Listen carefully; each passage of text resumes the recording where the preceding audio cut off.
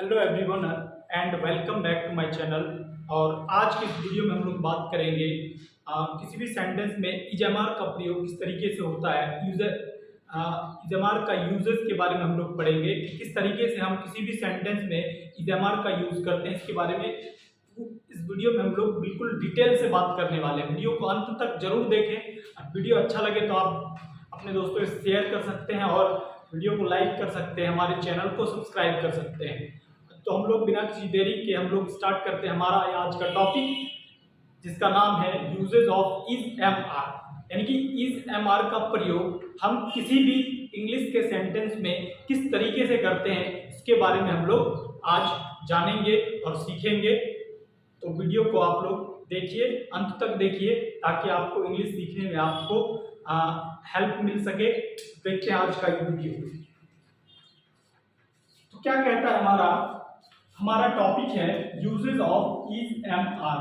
यानी कि is am are का इंग्लिश सेंटेंस में किस तरीके से यूज होता है, इसके बारे में हम लोग देखेंगे। इज एम आर का प्रयोग हम लोग देखेंगे। सबसे पहले किसी भी सेंटेंस को बनाने के लिए हमको एक ना सब्जेक्ट चाहिए होता है, एक वर्ब चाहिए होता है और ऑब्जेक्ट चाहिए होता है। तो ये हमारा क्या होता है, ये हमारा रूल है, स्ट्रक्चर है किसी भी सेंटेंस को बनाने के लिए। तो हम सेंटेंस, चूंकि हम लोग इज एम आर का यूज पढ़ रहे हैं, तो हम लोग को सबसे पहले ये समझना होगा कि किसी भी सेंटेंस में सब्जेक्ट क्या होता है। इसको हम लोग समझेंगे कि सब्जेक्ट क्या होता है। किसी भी सेंटेंस में सब्जेक्ट क्या हो सकता है, ही हो सकता है, सी हो सकता है, इट हो सकता है, और या किसी सिंगुलर नाउन यानी कि सिंगुलर में किसी एक व्यक्ति का या किसी एक वस्तु का नाम हो सकता है। तो इन सभी सब्जेक्ट के साथ ही, सी, इट, सिंगुलर नेम, इन सभी सब्जेक्ट के साथ हम लोग इज का प्रयोग करते हैं। इनके बाद जो है ऑब्जेक्ट आता है। इन सभी सब्जेक्ट के साथ हम लोग किसका प्रयोग करना है, हम लोगों को इज का प्रयोग हम लोग को करना है। उसके बाद जो है हम लोग वी, दे, यू, इनके साथ हम लोग को आर का प्रयोग करना है। हम सभी को आर का प्रयोग करना है और एक ऑब्जेक्ट लास्ट में हम लोग प्रयोग करते हैं। ये वी का मतलब क्या होता है, दे का मीनिंग क्या होता है, ही का मीनिंग क्या होता है, तो हम लोग इसके बारे में भी देख लेते हैं। आइएगा, देखिए इधर क्या कहता है। ही का मतलब क्या होता है, वह होता है हिंदी। ही का हिंदी वह होता है। सी का हिंदी वह होता है। ये मेल के लिए होता है और ये फीमेल के लिए होता है। इट का मतलब ये होता है किसी नॉन लिविंग थिंग्स के लिए हम लोग इट का प्रयोग करते हैं। वी का मतलब हम होता है या हम लोग होता है। दे का मतलब वे या वे लोग होता है। उसके बाद यू का मतलब तुम होता है, आप होता है और आप लोग होता है। एक और है, ये होता है आई का मतलब मैं होता है। और ये मैं का प्रयोग हम लोग, आई का प्रयोग सिर्फ और सिर्फ हम लोग आई के साथ हमेशा एम का प्रयोग हम लोग करते हैं। आई के साथ हम लोग सिर्फ और सिर्फ एम का प्रयोग करते हैं। आई के साथ हम लोग सिर्फ और सिर्फ एम का प्रयोग करेंगे। आई के साथ एम का प्रयोग करेंगे। आई होप कि इतना बात आपको जो है ना, आप लोगों को समझ में आया होगा। और हम लोग आगे देखते हैं कि किस तरीके से हम सेंटेंस को इस इजमार के हेल्प से हम लोग किसी भी सेंटेंस को बनाते हैं। तो देखते हैं आगे हम लोग किस तरीके से हम लोग सेंटेंस को बनाते हैं। ये और यहाँ पे हम और एक चीज के बारे में बता देते हैं कि ये जो है हमारा ना, ये जो आर, ईज का जो मतलब होता है, ईज का जो मतलब होता है हे होता है, और ये सिंगुलर होता है। ये हमारा एम का मतलब हु होता है, आर का मतलब हो या है होता है। किस तरीके से होता है इसके बारे में हम लोग देखेंगे। देखते हैं कि एक सेंटेंस की मदद से हम लोग ना देखेंगे। एग्जाम्पल में देखिए, जिसे हम लोग बोलते हैं कि मैं एक छात्र हूँ। मैं एक छात्र हूँ। चूंकि आप देखिएगा ये एक सेंटेंस है, ये एक हिंदी सेंटेंस है, इसको हम लोग इंग्लिश में किस तरीके से इज एम आर की मदद से हम लोग बनाएंगे। तो क्या कैसे बनाएंगे, हम लोगों ने देखा कि आई का इंग्लिश क्या होता है, मैं का इंग्लिश क्या होता है, आई होता है। और आई के साथ हमेशा क्या होगा, एम का प्रयोग होगा। आई के साथ एम का प्रयोग होगा, क्योंकि आई जो है ना, हमेशा इंग्लिश में किसी भी सेंटेंस में अगर आई आया है, आई हमेशा एम को लेता है। आई एम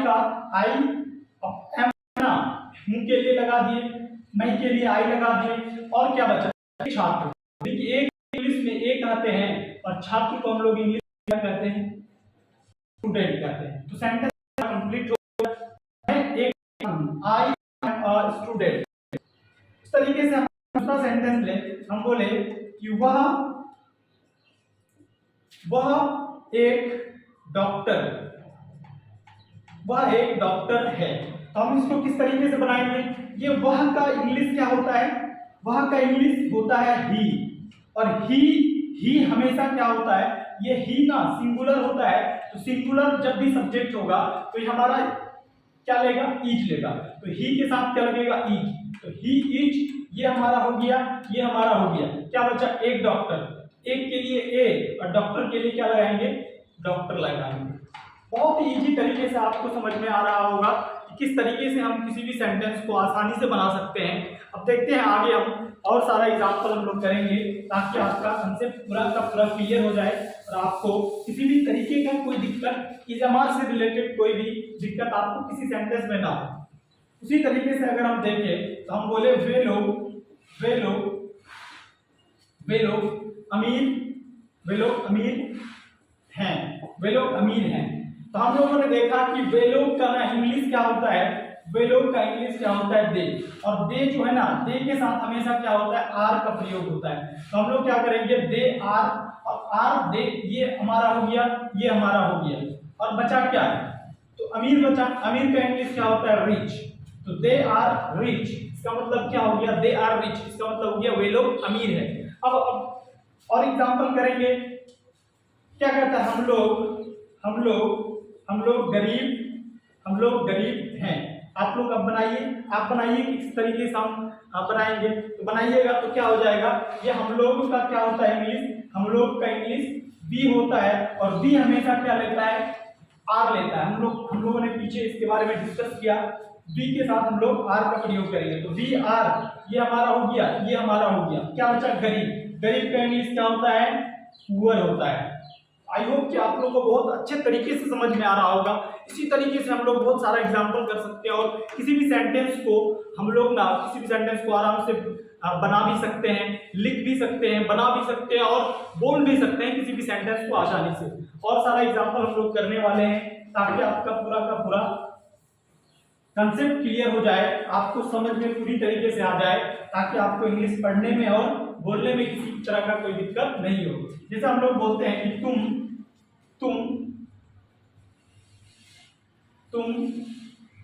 बहुत अच्छे हो, तुम बहुत अच्छे हो।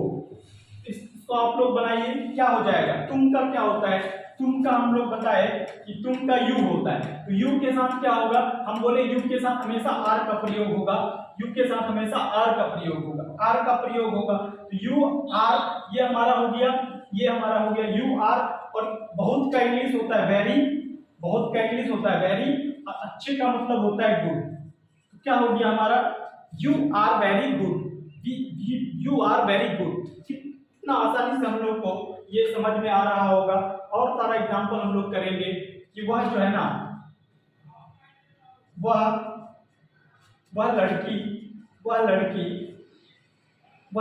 सुंदर है, वह लड़की सुंदर है। इसको हम लोग किस तरीके से बनाएंगे, आप ही लोग बनाइए। हम बोले कोई भी लड़की के लिए वह जब आएगा तो ही नहीं लगाएंगे, क्या लगाएंगे, सी। तो सी के साथ हमेशा क्या होगा, ईच का प्रयोग, यानी इसका और इसका खेल यहाँ पे खत्म। और क्या होगा, लड़की और सुंदर बचा है।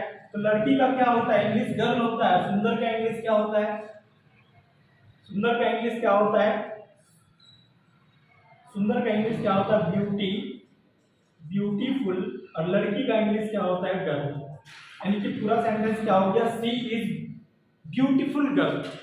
आई होप कि आप लोग को बहुत अच्छे तरीके से समझ में आ रहा होगा कि इजमार का प्रयोग हम लोग किसी भी सेंटेंस में किस तरीके से करते हैं। आगे और हम लोग और सारा सेंटेंस करेंगे, बहुत सारा सेंटेंस हम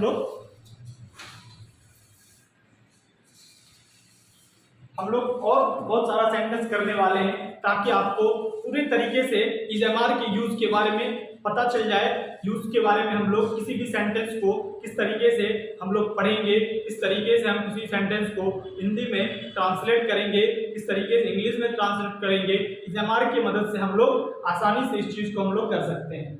देखते हैं और सारा एग्जाम्पल किस तरीके से होता है। क्या कहता है कि भारत भारत भारत भारत बहुत बड़ा देश है। भारत बहुत बड़ा देश है, तो हम लोग क्या करेंगे, भारत का हिंदी होता है, भारत का इंग्लिश होता है इंडिया, या इसको हम लोग भारत भी लिख सकते हैं, कोई भी तरह का कोई दिक्कत नहीं।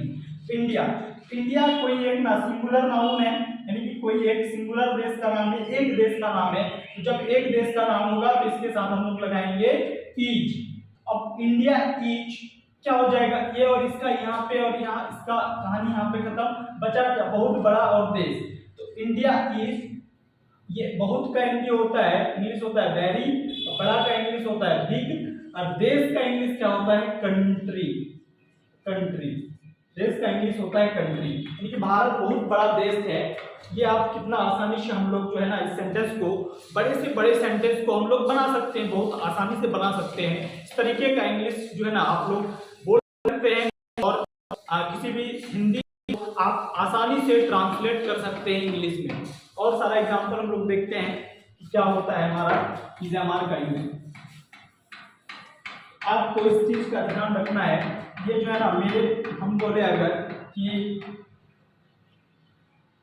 हम बोले राम और सीता, राम और सीता, राम और सीता, राम और श्याम, राम और श्याम अच्छे अच्छे हैं। तो हम लोग क्या बोलेंगे, राम और सीता, राम और श्याम अच्छे हैं। तो हम लोग क्या करेंगे इसको, राम और श्याम। तो राम को तो हिंदी में, इंग्लिश में राम ही लिखेंगे, और का मतलब इंग्लिश में क्या होता है, एंड। राम एंड, श्याम का इंग्लिश क्या हो जाएगा, श्याम ही होगा। और जो है राम और श्याम, यानी कि एक से ज्यादा जब सब्जेक्ट में क्या आ जाए, नाम आ जाए, तो हम लोग जो है ना इसका प्रयोग करेंगे, आर का प्रयोग करेंगे। एक अगर राम सिर्फ रहता तो ईज का प्रयोग करते, सिर्फ श्याम रहता तो ईज का प्रयोग करते। तो हम लोग राम एंड श्याम, तो दो सब्जेक्ट आ गया, दो सब्जेक्ट में दो नाम आ गया है, तो राम एंड श्याम आर क्या करेंगे, ये क्या करेंगे, good. Ram and Shyam are good. इस तरीके से हम लोग बहुत सारा सेंटेंस को हम लोग बना सकते हैं। आप अपने घर पे बहुत सारा सेंटेंस का प्रैक्टिस कर सकते हैं। आप लोग प्रैक्टिस कीजिए, ताकि आपको जो है ना इंग्लिश पढ़ने और बोलने में किसी भी तरह का कोई दिक्कत नहीं हो। और किसी भी तरह का दिक्कत अगर हो तो आप कमेंट में हमारा लिख सकते हैं। जो आपको अगर समझ में आया तो आप लिख सकते हैं, ताकि अब जो है हम लोग नेक्स्ट वीडियो में जो है हम लोग एक और नया टॉपिक लेके आएंगे इंग्लिश का। तब तक के लिए आप जो है ना वीडियो को अच्छे से, अगर एक बार नहीं समझ में आए तो दोबारा से वीडियो को देखिए और अपना कॉन्सेप्ट को क्लियर कीजिए, ताकि आपको किसी भी तरह का इंग्लिश में दिक्कत ना हो। और उसके लिए अगर किसी भी तरह का प्रॉब्लम होगा तो कमेंट बॉक्स में लिखिए, और हम आपका हेल्प करेंगे। और फिर से हम लोग एक नया टॉपिक के साथ हम लोग नेक्स्ट वीडियो में मिलेंगे। तब तक के लिए थैंक यू, जय हिंद।